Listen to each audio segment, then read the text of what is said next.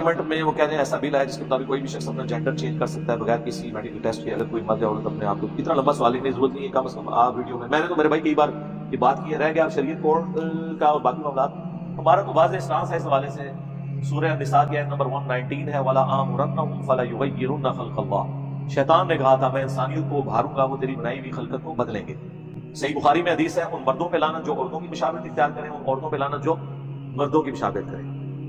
دنیا میں کسی مسلمان کا یہ موقف نہیں ہے کہ آپ جو ہے وہ اللہ کی بنائی ہوئی جو اس طرح کا جینڈر ہے اس کو تبدیل کریں. سب اس کو حرام سمجھتے ہیں. پارلیمنٹ میں آیا ہے, پارلیمنٹ میں تو میرے بھائی جو پازیٹیو بل بھی آئے ہیں, اپروو بھی ہوئے ہیں, پریکٹیکل اپلیکیشن آج تک ان کی نہیں ہوئی ہے. نہ یہ اپروو ہونا ہے, اپروو بھی ہو گیا, اس کی اپلیکیشن کوئی بھی نہیں. یہاں پہ فکر ہے, کچھ بھی نہیں ہوتا انشاءاللہ. اور اسی طرح جب ہم نے لوط کو پیغمبر بنا کر بھیجا تو اس وقت انہوں نے اپنی قوم سے کہا کہ تم ایسی بے حیائی کا کام کیوں کرتے ہو کہ تم سے پہلے اہل عالم میں سے کسی نے اس طرح کا کام نہیں کیا, یعنی خواہش نفسانی پورا کرنے کے لیے عورتوں کو چھوڑ کر مردوں کے پاس آتے ہو. حقیقت یہ ہے کہ تم لوگ حد سے نکل جانے والے ہو. اور ان لوگوں سے اس کا جواب کچھ نہ بن پڑا, اور بولے تو یہ بولے کہ ان لوگوں یعنی لوط اور اس کے گھر والوں کو اپنے گاؤں سے نکال دو کہ یہ لوگ پاک بننا چاہتے ہیں. تو ہم نے ان کو اور ان کے گھر والوں کو بچا لیا, مگر ان کی بیوی نہ بچی کہ وہ پیچھے رہنے والوں میں ہو گئی, اور ہم نے ان پر پتھروں کی بارش برسائی. سو دیکھ لو کہ گنہگاروں کا کیسا انجام ہوا. حضرت لوط علیہ السلام کا ذکر قرآن حکیم میں کئی ایک مقامات پہ ان کی قوم کے تفصیلی حالات آئے ہیں. ان میں سے ایک مقام سورۃ الاعراف بھی ہے.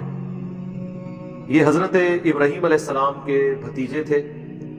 سورۃ العنکبوت میں آیا کہ ایک لوط ان پر ایمان لے کر آئے, ابراہیم علیہ السلام پر. اللہ تعالیٰ نے انہیں پیغمبر بنا کر سدوم کی بستی کی طرف بھیجا. یہ آج بھی بستی موجود ہے, لیکن تباہ شدہ حال کے اندر. اردن اور فلسطین کے درمیان اس ٹریک میں یہ بستی آتی ہے. اس کے کھنڈرات اور جو عذاب کے اثرات وہ ابھی تک وہاں پر موجود ہیں. اس کی ویڈیوز یوٹیوب کے اوپر ریئل ٹائم موجود ہیں, جس نے دیکھنی ہو وہ دیکھ سکتا ہے. انگلش میں ہم سڈوم کہ وہ ڈی یوز ہوتا ہے. سوڈومی کی ٹرم اس عمل کے لیے ہے, ہومو سیکچولیٹی. بعض لوگ اس کے لیے نواتت قوم لوط کی وجہ سے استعمال کرتے ہیں, بلکہ یہ سارے الفاظ اس کے لیے استعمال ہوتے ہیں. اور اس کا ذکر تورات کے اندر بھی موجود ہے. حضرت لوط علیہ السلام پر صرف ان کی 2 بیٹیاں ایمان لے کر آئیں. ان کی اپنی بیوی بھی کافرہ تھی, وہ بھی قوم کے ساتھ برباد کر دی گئی. کوئی ان پر ایمان نہیں لے کر آیا سوائے 2 بیٹیوں کے. ان کی قوم جو ہے وہ مردوں کے ساتھ بدفعلی کے کبھی گناہ کے اندر مبتلا تھی, جس کی باقیات آج کل آپ کو مدارس میں, بعض کالجز, یونیورسٹیز کے ہاسٹلز میں بھی نظر آتی ہے. اور اس حوالے سے میں کافی دفعہ بول چکا ہوں. آپ کو پتہ ہے جب وہ مفتی عزیز صاحب کی ویڈیو لیک ہوئی تھی, اس کانٹیکسٹ میں بھی قوم لوط کا عمل مدارس کے اندر, یہ آپ یوٹیوب پہ لکھیں, لاکھوں لوگوں نے وہ ویڈیو دیکھی ہے.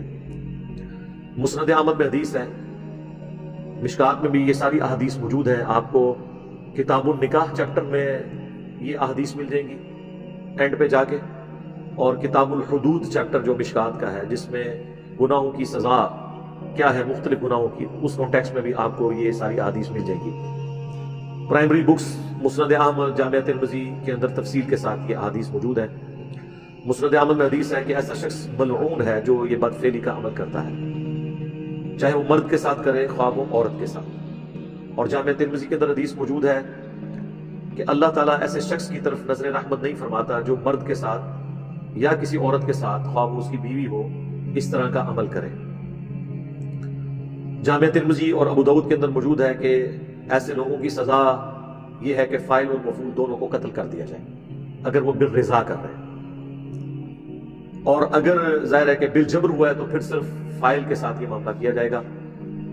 ابن عباس کا فتویٰ موجود ہے مصنف ابن ابی شیبہ کے اندر کہ وہ فرمایا کرتے تھے کہ ایسا عمل کرنے والوں کی سزا یہ ہے جو خلفائے راشدین نے بھی مقرر کی کہ اسے اس علاقے کی سب سے اونچی بلڈنگ سے زمین پر پٹکا جائے, مر جائے تو ٹھیک, اور اگر زخمی حالت میں ہو تو پھر پتھر مار مار کر اسے ہلاک کر دیا جائے. یہ اس کی سزا ہے.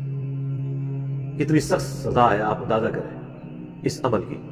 اور یہ سزا قرآن سے ہی ڈیٹیکٹ کی گئی ہے. آگے اس قوم پر جو اللہ کا عذاب نازل ہوا اس میں بھی یہی تھا کہ اللہ تعالیٰ نے اس پوری بستی کو, فرشتوں کو حکم دیا کہ اسے اٹھائیں اور بلندی سے الٹا کر کے پٹک دیں اور اس کے بعد ان پر پتھروں کی بارش ہوئی. آج بھی سائنٹیفکلی یہ چیز ثابت ہے کہ وہاں پر ایک آتش فشاں پہاڑ پھٹا تھا جس سے لاوا اور پتھر نکلے تھے جس سے وہ قوم تباہ کر دی گئی. ظاہر ہے اس کی سائنٹیفک ریزن تو ہوتی ہے, اللہ تعالیٰ کی طرف سے جو زلزلے کی شکل میں عذاب آتا ہے یا چنگھاڑ کی شکل میں آتا ہے یا تیز ہوا چلنے کی شکل میں آتا ہے, اس کے لیے کوئی نہ کوئی سائنٹیفک ریزن تو ہوتی ہے. اللہ تعالیٰ ایکٹیویٹ کرتا ہے ان چیزوں کو. بہرحال اس چیز کو مانتے ہیں کہ ایک بستی تھی, آج بھی ان کے جو فاسلز ہیں وہاں پہ موجود ہیں. ایون جو لوگ گھروں میں ہیں وہ اوندے منہ اسی طریقے سے پڑے ہوئے ہیں, آج بھی اسی حالت میں وہ پتھر بھانگے ہوئے ہیں. وہ ساری ویڈیوز اویلیبل ہیں, ریڈ ہے. وہ صدوم کی بستی ہے. انگلش میں اس عمل کو سوڈومی کہا جاتا ہے. آپ گوگل پہ جا کے لکھیں تو آپ کو قوم صدوم کے بارے میں سب کچھ مل جائے گا, کیونکہ یہ تورات کے اندر بھی اس واقعے کا ذکر موجود تھا.